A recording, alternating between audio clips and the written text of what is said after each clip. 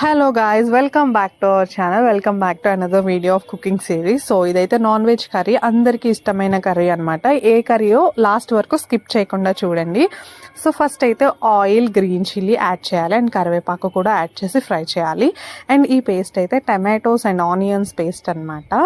So అవి add చేసిన తర్వాత స్పైసెస్ అన్నీ యాడ్ చేసి కొంచెం పచ్చివాసన పోయేంత వరకు ఫ్రై చేసుకుంటే సరిపోతుంది. అండ్ ఆ తర్వాత అయితే బెండకాయ ముక్కల్ని కూడా యాడ్ చేయాలి. సో నాన్ వెజ్ కర్రీ అంటుంది, బెండకాయలను ఎందుకు యాడ్ చేసింది అనుకుంటున్నారా?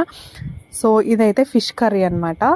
బెండకాయలు ఫిష్లో వేస్తే సూపర్గా ఉంటుంది. బెండకాయలని అలాగే వేసేస్తే ఇంకా బాగుంటుంది. అండ్ కోసి వేసే కన్నా నార్మల్గా అలా వేసేస్తేనే బాగుంటుంది. కొంచెం గ్రేవీ చిక్కపడేటప్పుడు ధనియాల పొడి అండ్ గరం మసాలా, ఫిష్ మసాలా ఏదైతే ఉంటుందో అవన్నీ యాడ్ చేయాలి. ఇంకొంచెం సేపు మూత పెట్టుకుంటే కొంచెం గ్రేవీ ఇంకా చిక్కపడుతుంది. అండ్ ఆ తర్వాత కొత్తిమీరతో గార్నిష్ చేసుకుంటే మన కర్రీ రెడీ అయిపోతుంది.